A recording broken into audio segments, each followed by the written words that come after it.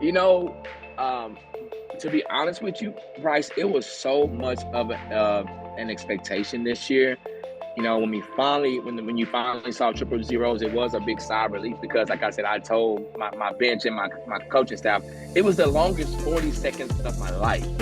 But, once, we hit triple zeros, I was like, yes, we did it.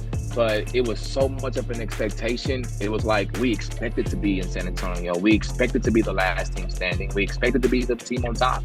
So it was an expectation for us to be where we are and to do what we've done.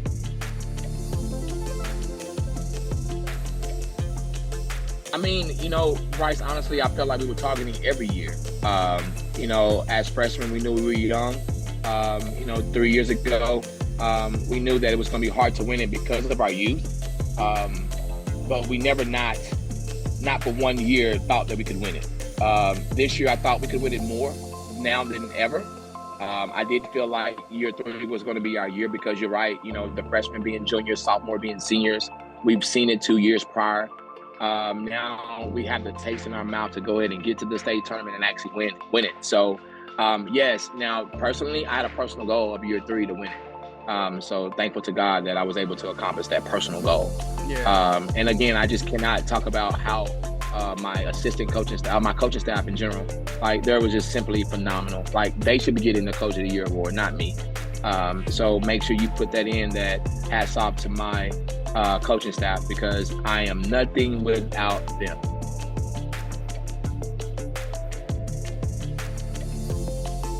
It is. In my offensive schemes and in my style of play, you can, like you said, you can have a kid that can get 20 or 30 a night.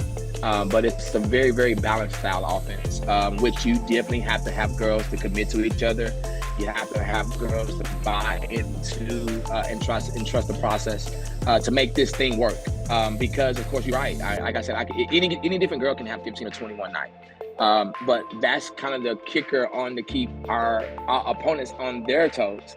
They don't know who's going to pop off that night. You know what I'm saying? So that's the luxury that we do have. But also the depth of our roster makes it easier as well too.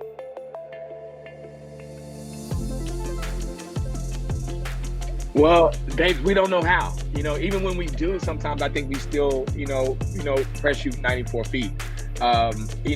We condition so well. We work so hard to play 94 feet of controlled chaos. So no, they don't look at me like that because they're seasoned enough. We've been doing it for a long time now, and my style of play really hadn't changed. Gotten better, gotten smarter. But the style of 94 feet of execution and control chaos is still in the way of the world of how we live. So, yes, no, they never look at me like I'm crazy. And sometimes they look at me like I'm crazy when I tell them to back off.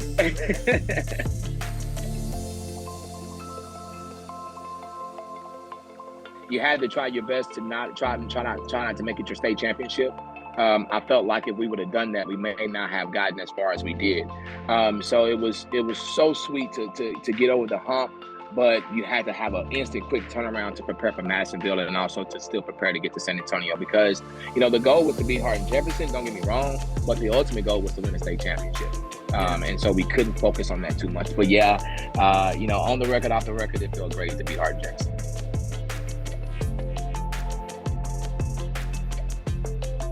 It's very beneficial. We pretty much saw every situation you probably could see prior to the state tournament. And I also wanted to play teams just as good or better than the teams that we were going to play in regionals and state before we got there. So that way, nothing was a surprise. Playing in the Alamo Dome is probably the biggest surprise that you're going to get. You can't kind of simulate that. And just it being that loud and that amount of people probably watching a high school basketball game, probably the only thing you can't simulate. But playing high level competition the way that we did this year definitely was definitely help, a big, huge help in our success this year.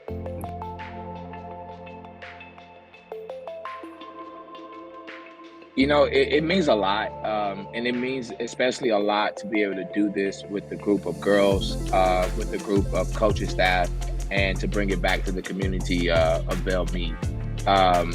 I think, everybody kind of lives in that shadow of your Juicy and your Aaron the Great era of that 2014 state championship. We talked a lot about writing our own story.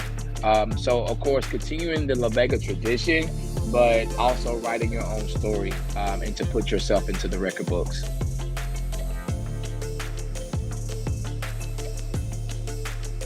Absolutely. It's hard to replace, Dree Johnson, Jaden Fat Igerhart, and Kenzie Mitchell.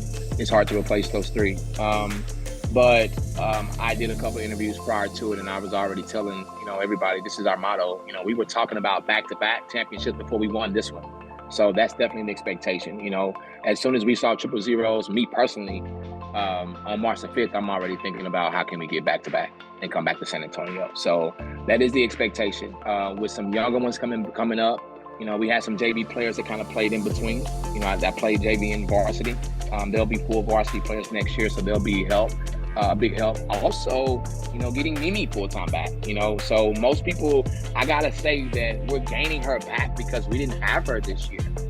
So that's an extreme plus to get, a district MVP, our region type of kid, back on your roster 100%, plus the additions that we have from our JV, coming up and playing a true varsity role. So yes, I expect us to be even stronger next year, and I definitely expect us to, make a run for another state championship.